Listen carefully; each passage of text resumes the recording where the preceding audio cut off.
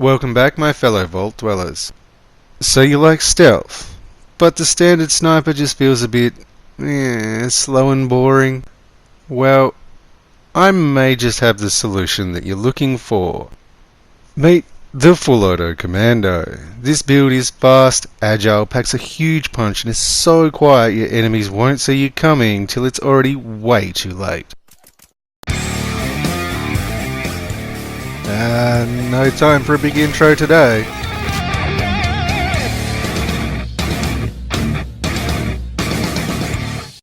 I'll be breaking this video up into sections just like my other build videos, as everybody seems to find it quite easy to use. So if you're looking for something in particular like gear or perks, check the description for timestamps. And yes, before you all ask, this build very much works for the handmade. So with that said, let's get stuck into it, as there are three main ways to build the Commando with this particular special set. Build 1 revolves around you like to aim, and I mean, some players just don't find bats very immersive and like to play Fallout like it's a pure first person shooter, and if that's you, your build's going to revolve around ground pounder. Pretty much all the automatic rifles will actually work with this build, and in some cases like the 10mm submachine gun and the 45 submachine gun, they just cost way too much AP to be viable for the other two builds. Especially when you stack them up against weapons like the handmade or plasma rifle. I actually ran a vampire's explosive build for a while just like this, and while I was damn near unkillable, I found I was chewing through a crazy amount of bullets due to a relatively low damage per shot. Build 2 is of course the Furious build, and I like to call this build the training wheels build simply because you get to run around the majority of the time on full health, and you still get to enjoy a pretty decent sustained DPS. Now, I say sustained DPS for the simple fact that is, if you're not focusing fire, i.e. you switch targets, you lose your damage bonus, and that goes for both concentrated fire and furious, because we're trying to meld them together to get the bonuses of both of them stacking up quite nicely. However, like I said, the sustained DPS itself for larger enemies is pretty decent. This build is a really good option for tough events like Project Paradise and the Queen fight, as it's a lot less risky versus hard hitting enemies because you can stay at high hit points and still maintain a good sustained DPS. And lastly, we have build 3, which is for the hardcore that like to wipe the floor with everything in 1 to 2 shots while basically living on the razor's edge, and do I have to say it, it's the Nerd Rage build. Which means building around bloodied weapons. Now, of course, anybody who's watched any of my other build videos are going to know that this twitchy, edge of your seat, massive burst damage style is my absolute favourite. Even the TSC weapons struggle to match even a 1-star bloodied weapon, and the explosives, well, they're just plain crazy. As for our 2-shot explosive viewers, all 3 builds will work, so don't think that I've forgotten about you guys. Of course, each build is going to differ in the damage output. The Nerd Rage build is going to put out far more damage than builds 1 or 2, but hey, if you like to play it safe, you like to play it safe. Now, just for comparison's sake, this TSC is with full hit points. This one has Nerd Rage active. And our last one is Nerd Rage, but no explosives perk. As far as gear goes, for builds 1 and 2 you want either Mutants for a consistent tank or Vanguards for a bigger tank while you're on higher hit points. And you want it on the heaviest armor that you can get your hands on. As for secondary stats, you're looking for either agility for a deeper AP pool or AP regen. So for the deeper pool you can get more consecutive shots off. For the AP regen, it gets the next barrage off faster. And of course, if you're lucky enough to find yourself that 3-star legendary, maybe you pick it up from the purveyor, you're generally going to be looking for weight reduction.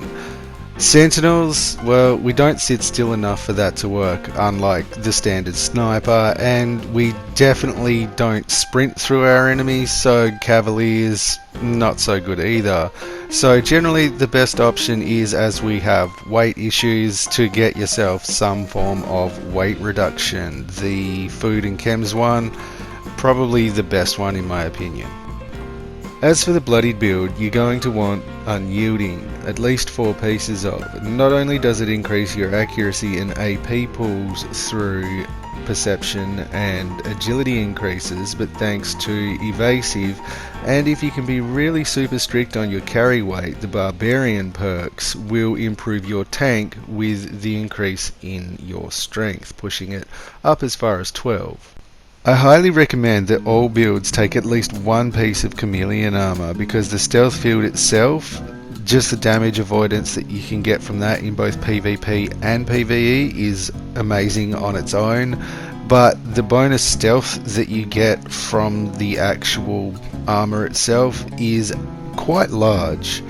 Now, as far as mods go, you're going to want ultralight, obviously AP regen and it's lightweight, and you're going to want biocom mesh on the chest for longer chem durations.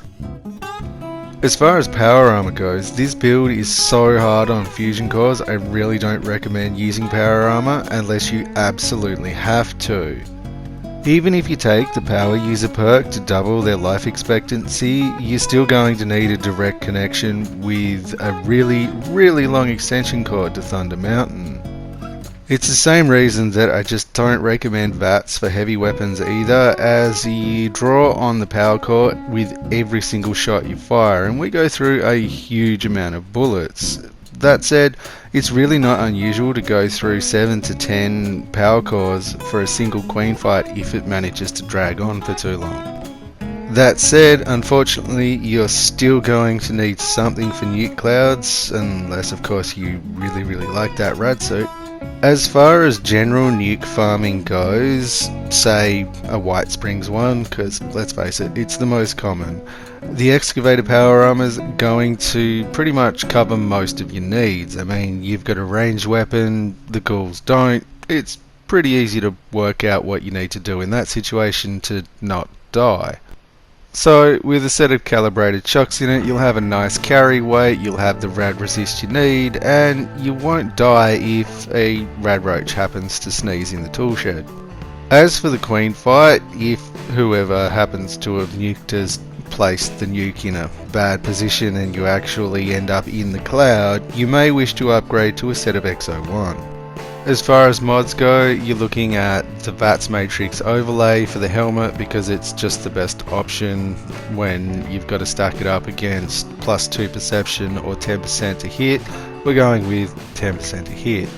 For the chest, we're looking at either emergency protocols if you game enough to leave your health that low, though I'm assuming most of you are going to probably want to sit between the 20 and 50% health mark, unless of course you've gone the Furious build. Otherwise, the assembled core is definitely the way to go. And if you can be really strict with your carry weight, and keeping in mind this is still just for the queen fight, so you don't need to carry absolutely all of your aid and ammunition, just enough for the fight, take kinetic servos, because those and the assembled cores will drop an entire bar of AP in 4 seconds. The assembled core by itself will do it in about 7 seconds, so your next barrage is coming down real fast.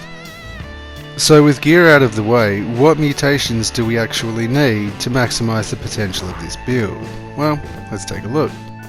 First cab off the rank is of course Adrenal Reaction, and one of my personal favourites. This will work in basically any build that includes mutations. It doesn't matter if your weapon's bloodied or not.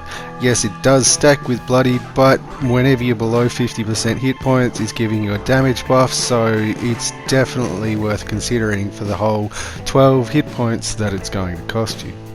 Next up we have Bird Bones. Now, not only does that +4 agility give us more AP, but it also increases our stealth ability.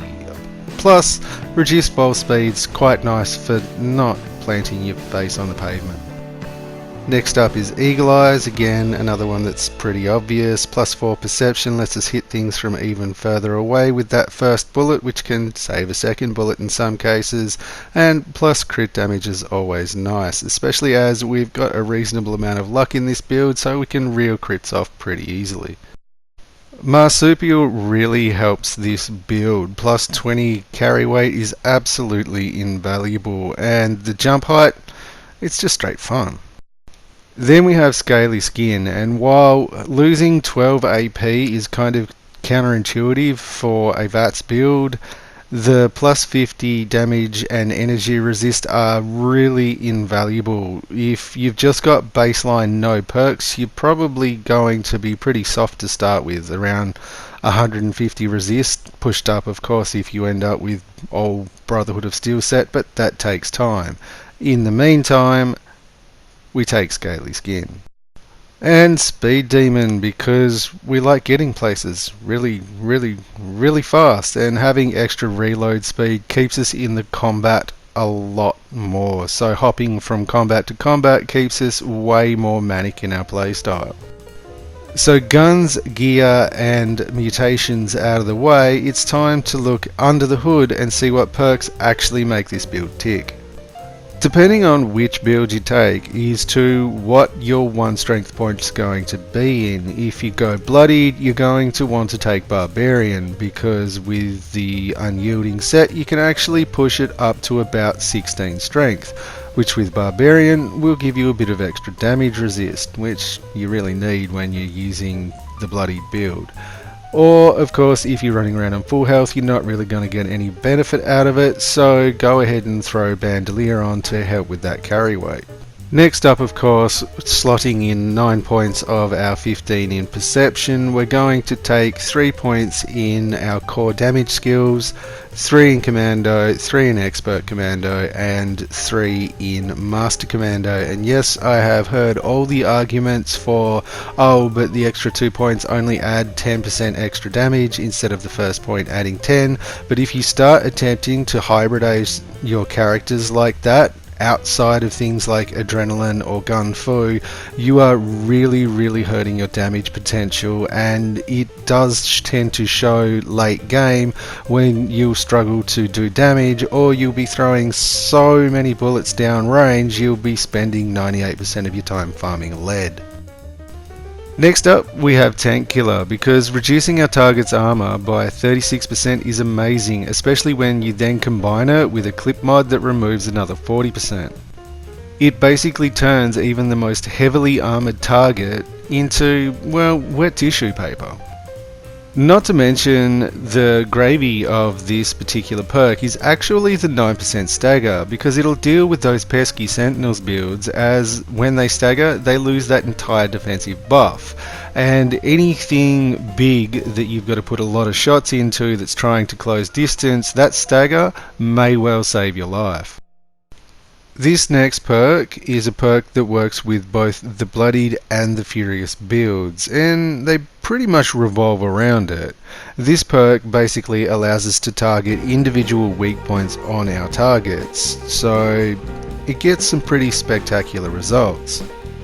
Not only that, each consecutive shot nets us a damage bonus that I believe is capped at 45%, just like the Furious Legendary, and yes, they do stack.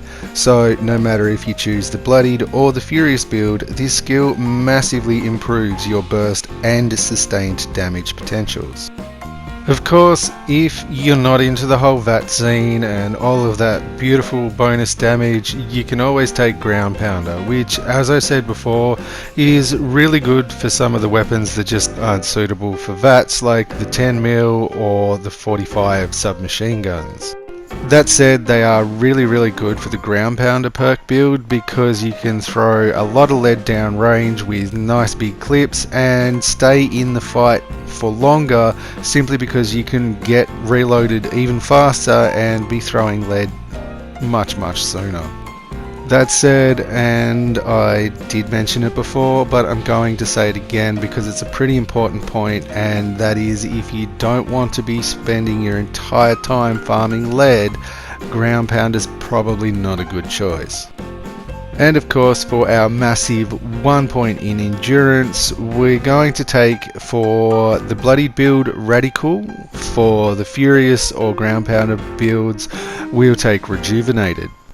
Keep in mind that you do still need to keep yourself over 75% food and water to maintain the well-fed buffs. That said, the bonus to hit points, disease resist and AP regeneration are actually really good. Charisma boils down to the situation you happen to find yourself in and personal playstyle preferences. I spend a lot of time in parties, so I've taken 6 points, which allows me to share 2-point perks, which is significantly more versatile. On the other hand, if you're almost never in parties, you're probably not going to care so much about that. That said, I still have 4 points in Lone Wanderer for those occasions that I just want to let loose solo.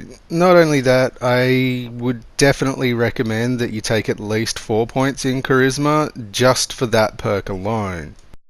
Some good Charisma perks to have on hand are Strange in Numbers, which will give you a direct damage boost thanks to Adrenal Reaction if another party member has mutations as well. Squad maneuvers, sometimes your party members just aren't going to have things like Speed Demon. You can share this perk and they'll actually be able to keep up with you. Tenderizer, because more damage. Who doesn't like more damage? Bodyguards, if you're in a party, of course, will give you some extra tank, which is always welcome on this build because you're pretty squishy. And of course, Team Medic will just help heal everybody, as long as they're pretty close. The range is kinda short on it. And I can't really do a party oriented build without including inspirational. Now, I've only taken 2 points, which sacrifices 5% potential off me, but you know what? If you like making friends, sharing this perk while you're in a group, you'll get a few. We take 10 points in intelligence. Again, it's for versatility. Now, no matter which build you take, you're going to want to take 5 points in gunsmith, unless you have, of course, a pipe rifle like the one that you saw me using earlier in the video. In that case, you're going to want to take 2 points in licensed plumber. Reducing wear on your weapons means far less grinding for the simple sake of repairing weapons. And to be honest, some of the rifles are really expensive to repair, requiring aluminium, plastic and even springs. So less time spending farming materials to repair means more time actually shooting things. And there's nothing worse than having a weapon break mid queen fight, and yes, you can get repair kits and things now, but you know, if that's not your style and you're repairing your gear to 200% anyway, slowing down the wear is massive. Not only that, I've noticed that explosive weapons seem to degrade way faster than regular weapons, so it's a pretty big reason that generally I build bloodied / nerd rage. My weapons last way longer. Speaking of which, my non-explosive weapons all get built out with Nerd Rage and Gunsmith, and either Power User if I'm in the Queen fight, or batteries included for just general farming. Why on earth energy weapon ammo seems to be so heavy, I don't know. It's all made out of plastic. Any of my explosive weapons, of course, get Demo Expert 5 for the extra damage. Then, not only that, the pipe rifle actually gets both Demolition Expert and Nerd Rage, which is why it puts out the crazy amount of damage that you saw at the start of the clip. Support your local delinquent today. Agility is pretty static for all 3 builds. 12 points gives us a pretty good AP pool and a decent ability to sneak to boot. And when you take the Nerd Rage build and your stats kind of look like this, you have such a big bonus to sneak, you don't even need the sneak perk. So first up is Action Boy / Girl, and AP is the absolute lifeblood of these builds, be it just sprinting from cover to cover or spamming VATs. AP regen is really important. Evasive adds another layer to our tank, and as it maxes out at 15 agility, we get the majority of the benefit even at full hit points without any of the unyielding buffs. 3 points in White Knight is the majority the same reasoning as Gunsmith, however on top of that it does make your armour cheaper to repair as well, and it can be the difference between using 4 ballistic fibre and using 1 ballistic fibre, so it's well worth having. Even if you don't run it in your build all the time, just having it for when you do repair, well worth the 3 level investment. Adrenaline gives us a nice damage bonus per enemy we down, and it refreshes the timer with each kill, so once it's maxed out it's pretty easy to keep there. If you say for example crowd control trash mobs before turning your attention to the larger mob in a group, i.e. the Queen, then just clip another trash mob every 20 to 30 seconds, I promise that you will notice the damage difference when you actually turn your sights back to the Queen. Now, as long as you don't go full auto and just hold your finger on the button, because it won't switch targets immediately if you do, and you'll just end up wasting basically your entire AP pool, it will actually, once a target dies, switch your targets in VATS, and it'll give a 10% bonus to damage the next target. It is really amazing for mowing down large groups of weaker enemies, and it combines well with adrenaline, and as I said before, down at say the Queen fight, flicking between enemies and then back to the Queen, this basically just autopilots the whole process for you, so you just pick up your first target in a group and away you go. Our last agility point goes into Escape Artist, and this is basically our we done messed up button, and as the name implies, lets us escape back to stealth by generally getting out of an enemy's line of sight by either getting behind cover, just making a lot of distance and getting out of their sight range, or just straight up getting behind them. It lets us return to stealth and that lovely double damage bonus. 11 points in luck gives us the perks that we need to support our mutation habit, as well as filling our crit meter nice and quickly in VATS. Starched Genes means that we don't lose our mutations to a Rataway, but it also stops us getting unwanted ones as well. Class Freak removes 75% of the negatives that we get from said mutations, and Bloody Mess because more damage, Hodor. Our last 3 points are where we put our interchangeable versatility cards. Normally, for the most part, I run Grim Reaper's Sprint to help mow through just standard enemies, and at 3 points you get 35% chance to refill your AP bar, which is basically every 3 kills it refills. Crit Savvy is good against larger enemies, and it pretty much means that in VATS, when you combine it with the unyielding set bonus, every other shot is going to be a crit, which makes for some pretty impressive burst damage. And Tormentor should be in every rifle user's tool belt, even if only for the Queen fight. Crippling the Queen's wings so that she lands for your melee brethren to get into the fight drastically shortens the fight in general, which in turn saves you an absolute ton of ammunition. So just a quick recap. The difference between the 2 higher hit point builds is the Furious gets concentrated fire, and if you like to aim, just take Ground Pounder. If you prefer being a complete and total monster, it's concentrated fire, Nerd Rage with a bloodied weapon and unyielding armor. The rest of the core perks are basically the same for all 3 builds. Now, just to show you how savage the final build actually is, I'm just going to say don't forget to like and sub and enjoy the base. My name's Azkreel. I'll see you next time.